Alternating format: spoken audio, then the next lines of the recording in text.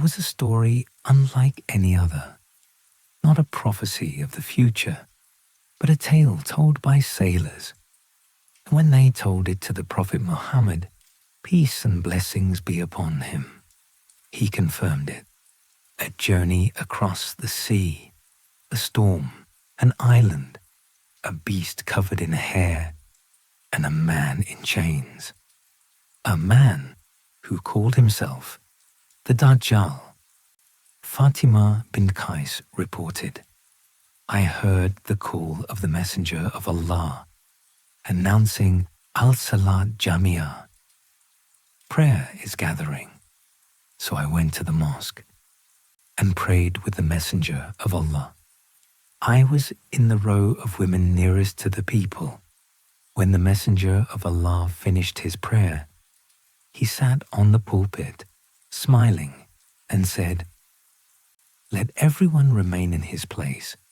He said, Do you know why I have gathered you?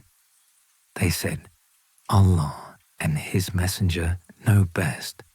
He said, By Allah, I did not gather you because of desire or fear, but because Tamīm ad-Dārī, who was a Christian, came to me and embraced Islam.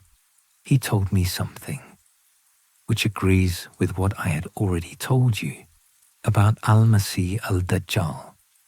He told me he sailed in a ship with 30 men from Lakam and Judam. The waves tossed them for a month until they reached an island.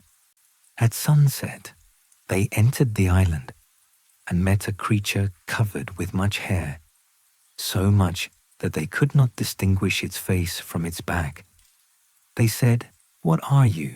It said, I am Al-Jassasa. They said, And what is Al-Jassasa? It said, Go to the man in the monastery, for he is eager to know about you. They hurried and found a man, the largest they had ever seen, bound in strong chains, with his hands tied to his neck and his legs shackled in iron. He asked, Tell me about the date palms of Basan. They said, They still bear fruit. He said, Soon they will not. He said, Tell me about the lake of Tiberias. They said, It has plenty of water. He said, Soon it will dry up. He said, Tell me about the spring of Zuga. They said, It has plenty of water, and the people farm with it. He said, Soon it will dry up. He said, Tell me about the unlettered prophet. What has he done? They said, He has left Makkah and settled in Yathrib. He said, Do the Arabs fight him? They said, Yes. He said, How did he deal with them? They said, He has prevailed, and they obey him. He said, It is better for them if they obey him. He said, Now I tell you about myself. I am Al-Masih al-Dajjal. Soon I will be permitted to emerge. I will travel the earth in 40 nights, entering every town except Mecca and Medina. They are forbidden to me. Every time I try to enter, an angel with a sword will stop me, and every path to them has angels guarding it.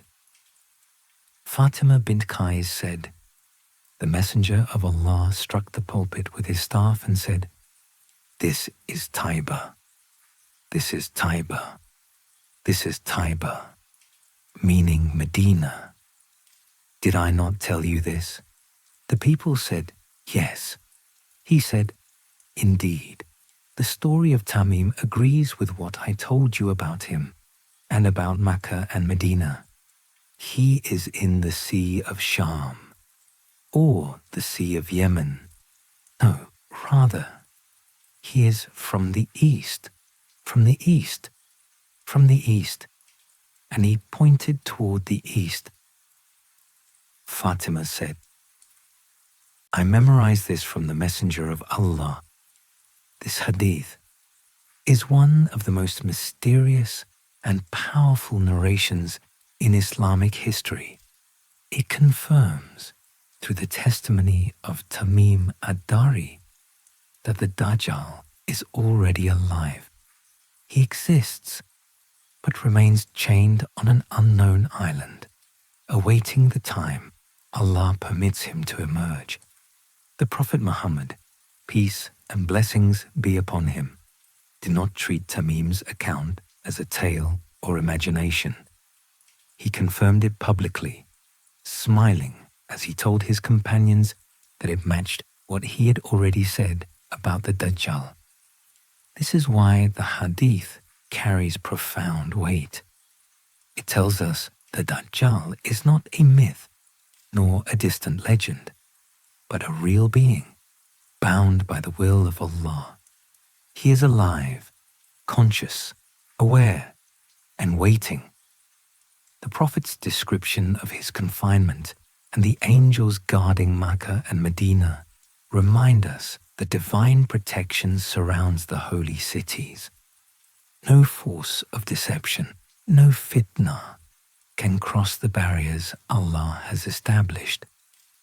The questions the Dajjal asked about the date palms of Basin, the lake of Tiberias, the spring of Zuga, and the Prophet himself reveal his awareness of worldly events. They also point to signs of the nearing hour, when these natural sources will vanish and the world will decline before his emergence. This hadith is not merely a story of the past. It is a warning of what lies ahead. As these warnings unfold, the question arises, how did the Prophet, peace and blessings be upon him, prepare his ummah for such a time? When confusion spreads, when deception deepens, and when faith itself becomes the only light in the darkness, what guidance did he leave behind? Next, we discover the Prophet's own survival guide, the shield he taught, the words he urged us to memorize, and the actions that could protect every believer in the days when truth and illusion become one.